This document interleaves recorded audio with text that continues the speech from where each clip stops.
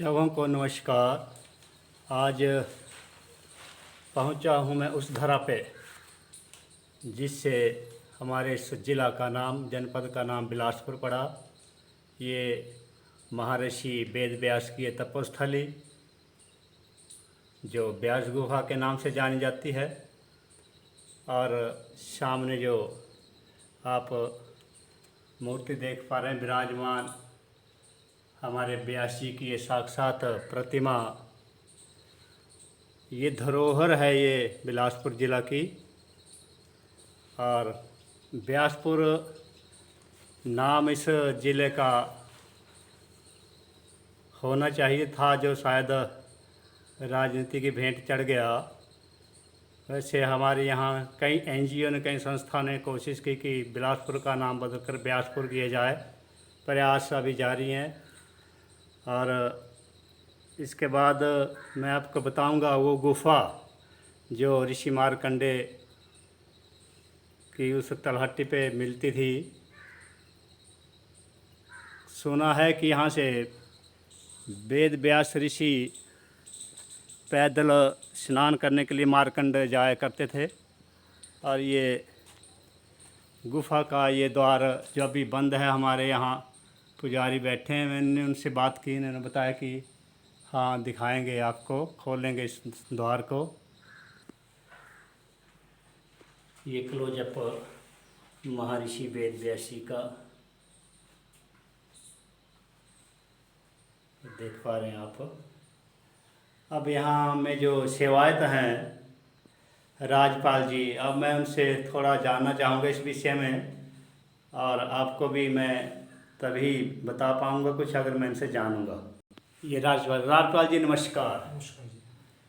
तो ये मेरा यूट्यूब चैनल है, इस पे मैं ये थोड़ा डालूँगा हमारे वेद व्यास जी की ये जो यहाँ की तपस्थली रही है।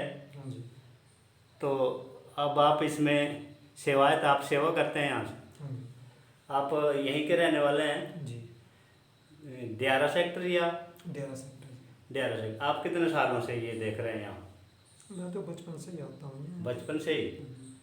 अच्छा। तो बाकी यहाँ जो साधु संत आते हैं वो? साधु संत आते जाते रहते हैं। आते जाते रहते हैं। उनके खाने पीने की कैसी व्यवस्था रहती है? उनके खाने पीने की यहाँ पे कोई ऐसे साधन है नहीं। अच्छा जी। वो अपना कोई इंतजाम अगर कर सकें हाँ तो यहाँ रह सकते हैं। अच्छा जी। बाकी यहाँ पे आपको पता ही है कि इस मंदिर में सोर्स ऑफ इनकम कोई है नहीं है। अच्छा जी। बिल्कुल एक पैसे का कोई सोर्स नहीं है। आप भी देख ही रहे हैं हाँ। कि यहाँ पे कितनी भीड़ या सही बात है। यहाँ पर तो हाँ अपनी जेब से जो है धूप बत्ती और जो अगरबत्ती जो भी जलानी पड़ती है अपनी जेब से खर्चा करना पड़ता है। तो आप सुन पा रहे हैं कि जो हमारे यहाँ सेवायत है बेचारे अपने ही खर्चे पे इस कार्यक्रम को, धूप दीप जो भी यहाँ व्यवस्था रहती है उसको चलाते रहते हैं। और कह रहे हैं कि बचपन से ही हम यहाँ सेवा दे रहे हैं। अब मैंने सुना कि यहाँ कुछ जो ज़मीन है उसमें रेलवे में गई, तो उस पर फिर आपको कुछ उसमें क्यों? ऐसा है जी कि अभी रेलवे में जा रही है ये ट्रैक्टर इधर से जा रहा है आगे से। इन्होंने ये जो मंदिर और ये गुफा जो ये छोड़ दी। अच्छा, तो इसका आपको कुछ मिलेगा?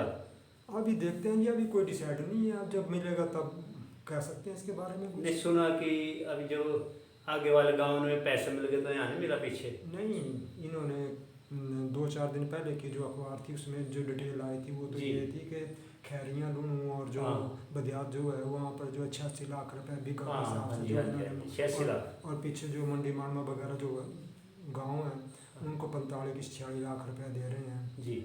तो अभी तक हमारे को कोई ऐसा कोई इनकी कोई जो सरकारी आदेश होते हैं वैसा कुछ आया नहीं। अच्छा। जब तक वो आता नहीं है तब तक हम क्या कह सकते हैं कि तो जो नोटिफिकेशन हुई उसमें नहीं आपको कुछ ऐसा नोटिस आया? जैसे नोटिफिकेशन सरकारी चाहिए ना जी, अखबारी नहीं चाहिए ना जी। अखबार पे आया था वैसे? नहीं, अखबार पे तो पहले तो आती रहती है डिटेल, उसमें तो नाम कई बार आया ना जी। अच्छा जी। लेकिन ये जो इस परसों की जर्नी हुई थी उसमें तो कुछ नहीं था। उसमें तो सिर्फ इन्होंने जो है वो अपने मंडी मानमा से लेके बदिया यहाँ तक का जो डिटेल दी हुई थी उसमें रेट दिए हुए थे इन्होंने कि क्या बिक जा रही है जी। और ऐसा तो उन्होंने कुछ नहीं दिया कि किसको क्या मुआवजा मिल रहा है। ये तो जब सरकारी को नोटिफिकेशन आएगी तभी पता चलेगा कि क्या डिसाइड किया है सरकार ने। जी जी जी। ठीक है ना, अब उससे पहले तो कुछ भी नहीं कहा जा सकता है। हाँ, तो यहाँ से जो बचपन से सेवायत है इनकी पीड़ा भी आपने सुनी। और यहाँ तो दान पत्र लगाए बट नो इनकम यहाँ, क्योंकि लोगों की अगर आवाजाही नहीं होगी तो पैसा भी कैसे, फंडिंग या पैसा या जो भी चढ़त होती है वो कैसे होगी। तो अब मैं आपको ले चलूँगा उस गुफा द्वार पे, और हमारे सेवायत जी हमें थोड़ा वहाँ परिचय देंगे। ये गुफा द्वार महर्षि वेद व्यास जी का जो सेवायत है हमारे वो, ये देखो। हाँ अच्छा, तो पक्की कर दिया आगे तक। हाँ जी, ये तो जहाँ तक कोई है वो वहाँ पक्की कर दी हुई है। लाइटें वगैरह भी है ना। लाइट वगैरह भी है। हाँ, ये गुफा, और ये ऋषि मार्कंडे तक जाती थी, फिर कहते थे किलांतर में यहाँ शिला लगा दी गई थी। अभी पुजारी जी बोल रहे थे कि मॉइस्चर वगैरह होता है तो कई बार यहाँ आवाजाही में प्रॉब्लम होती है, बट यहाँ से ये लगभग 150 मीटर तक आगे ये ऐसी ही गुफा है, उसके आगे थोड़ी बंद है।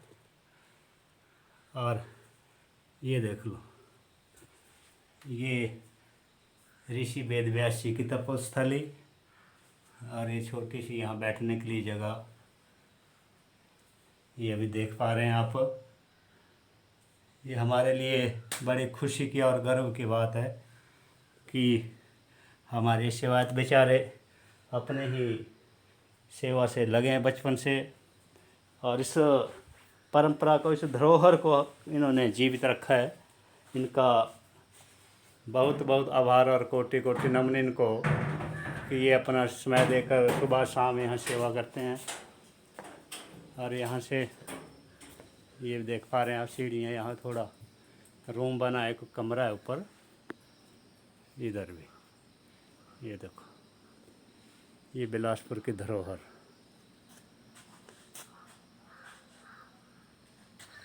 ये रास्ता व्यास गुफा वाला, और सामने ये गोविंद सागर झील जो आजकल भरी पड़ी है, ये देखो। बट यहाँ थोड़ा अभाव रख रखाव का रहता है, ये देखो कैसे।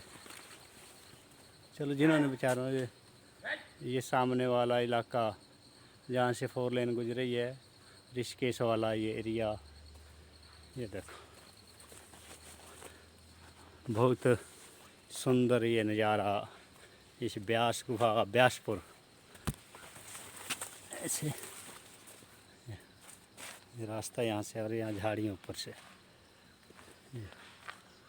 ये हमारे संत बाबा जी।